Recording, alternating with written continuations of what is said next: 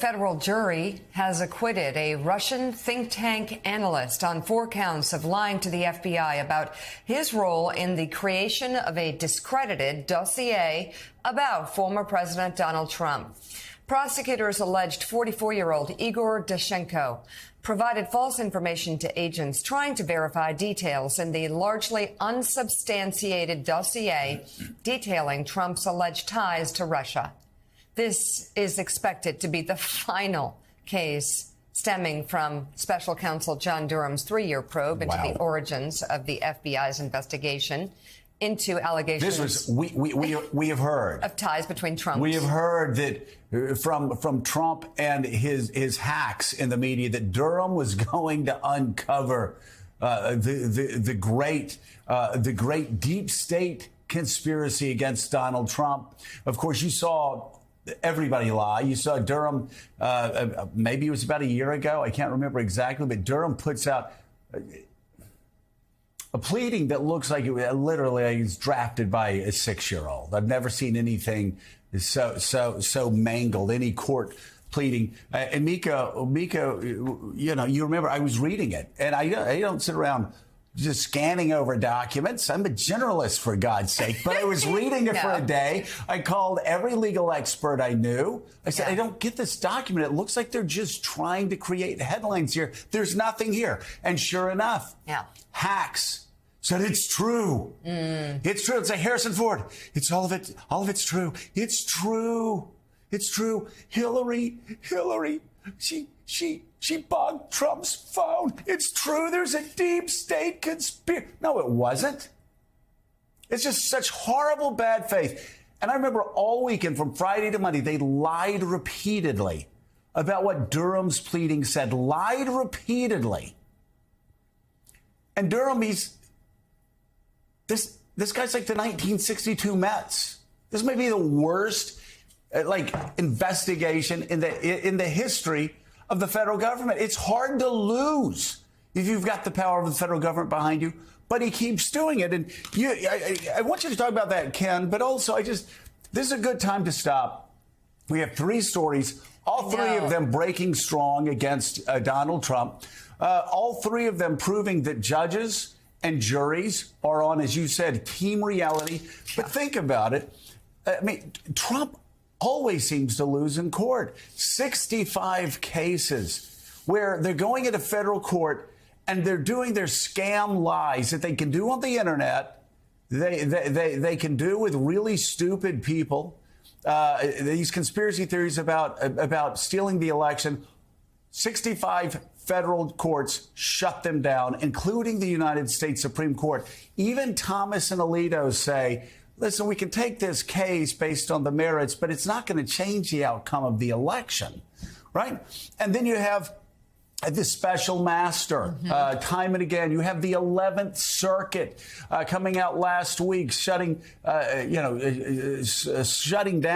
the federal judge. You've got the United States Supreme Court doing the same thing over the past 6 months. Claims of executive privilege by Trump thrown out by the United States Supreme Court. I could go on and on for the next 15 minutes about all the spurious claims that Donald Trump's made, and his judges that he appointed are even shutting down almost all of these claims.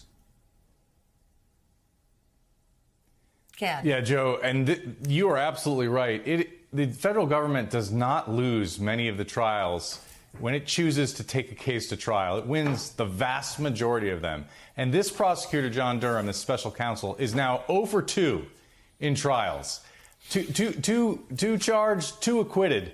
And he tried this case himself. This is a spectacular crack-up. And it really raises a lot of questions about John Durham's past work. Remember, John Durham was hired by the Obama administration to investigate whether the CIA broke the law when it tortured prisoners. And he investigated for years, and he brought no charges. And then he fought vigorously to keep all his information secret.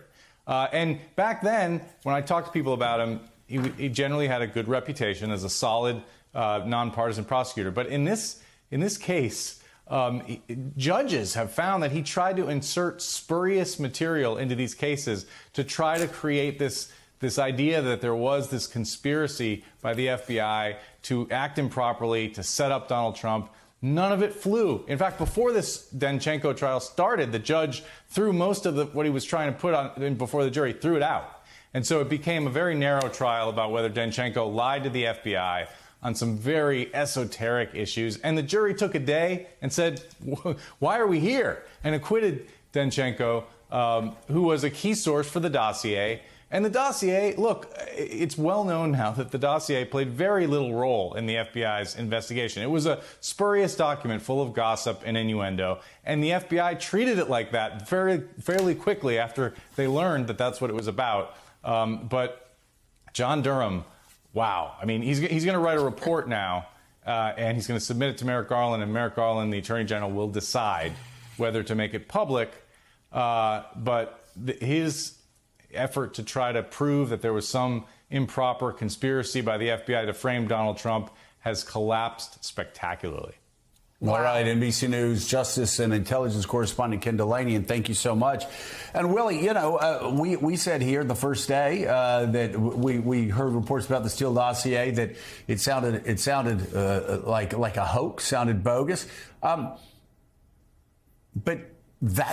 that was what, 5 years ago? I mean, that was so long ago.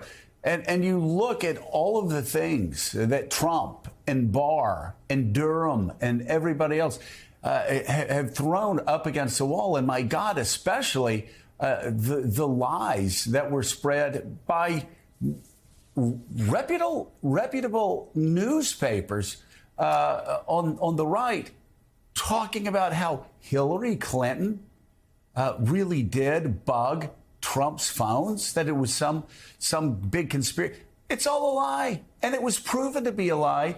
And Durham's entire investigation has proven to just be a futile exercise to prove one of Donald Trump's dumbest conspiracy theories yet. Yeah, it was another one of the whims of Donald Trump. This whole thing was launched, remember, more than 3 years ago. 3 years of this investigation resulting in just about nothing. There was one low-level guilty plea from an FBI official. But, yeah, this is longer by twice, I think, as the Mueller investigation. And it was put out there to put some smoke around the Mueller report, to say, let's investigate the investigators. Let's check out this Steele dossier, which, as Ken just said, was bogus. I mean, it was bogus. And the FBI, the point was for them to look at it and try to corroborate it. They couldn't do it. And now John Durham was set out, as Ken said as well, a legitimate guy with an experienced guy to kind of give some legitimacy to Donald Trump's whim around all this. And it has yielded absolutely nothing.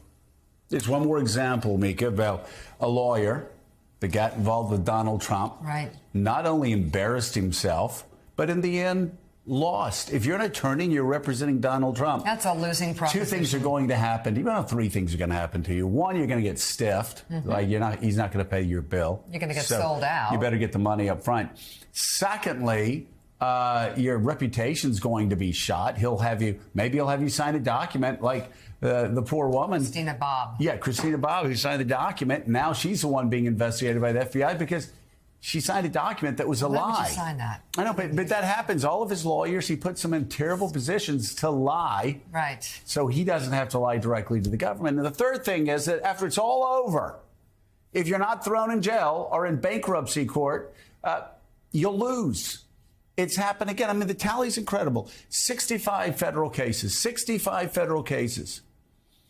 on these election lies, on these conspiracy theories that Donald Trump tried to push out there. 0-65. The Supreme Court, his Supreme Court, as he likes to say, has shut him down time and time again, not only on those conspiracy theories, they've shut him down on bogus claims for executive privilege. They're shutting him down on bogus claims on these top secret materials. They're shutting him down on what the special master can and can't do.